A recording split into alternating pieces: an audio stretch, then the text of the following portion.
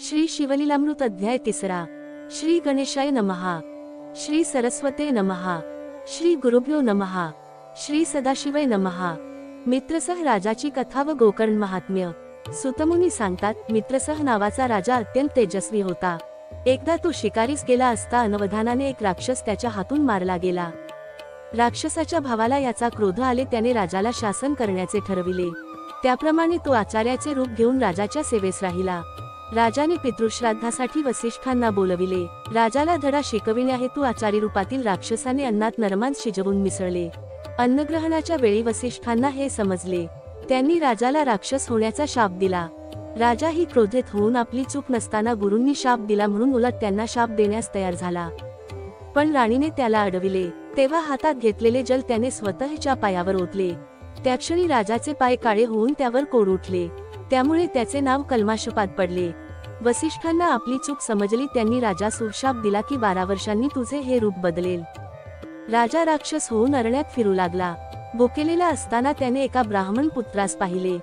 खाण्यासाठी त्याला पकडले. त्याच्या पत्नीने जीवनदान देण्याची विनंती केली, पण त्याने ती मानली नाही.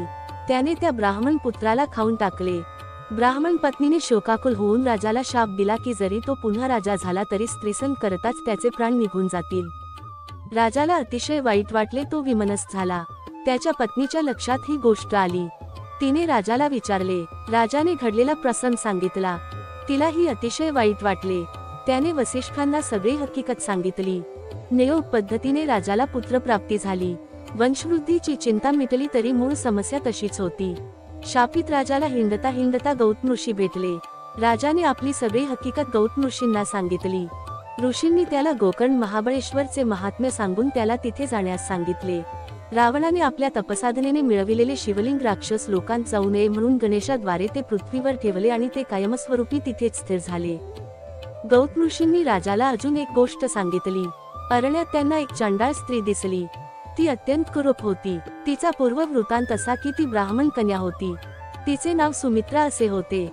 तिच्या पित्याने तिचे वयात येताच लग्न लावून दिले. पण दुर्भाग्यवश तिला वैधव्य आले. पण शारीरिक भुकेसाठी ती वाममार्गाला लागली. पित्याने खूप समजावले पण तिने काही ऐकून घेतले नाही. ती एक शूद्राबरोबर राहू लागली. मद्यपान करू लागली. त्यानशेतच बोकड समजून तिने वासरू कापले. लक्षात येताच ती शिव शिव करून ओरडली. पुढील जन्मात ती चांडाळीण झाली पण जन्मांध होती. एक दिवस शिवदर्शनास निघालेल्या शिवभक्तांच्या मागून निघाली. भुकेने व्याकुळ झाली. एका भक्ताने एक बेलपत्र तिच्या हातावर ठेवले. हा खाण्याचा पदार्थ नाही असे समजून तिने रागाने ते दूर फेकले. ते बेलपत्र वाऱ्याने उडून शिवलिंगावर पडले. अशा प्रकारे तिची पर्वकाळी शिवसेवा झाली. त्या पुण्याईने तिला शिवलोक मिळाला. गौतमांनी मार्गदर्शन केल्यामुळे राजाला आनंद व समाधान वाटले. त्यांनी राजाला महाबळेश्वर येथे जाऊन शिवपूजन करण्यास सांगितले.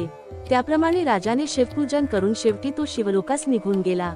राजाला स्वरूपता मुक्ती मिळाली. असा हा गोकर्ण महाबळेश्वरचा महिमा. सांब सदाशिवार्पणमस्तु.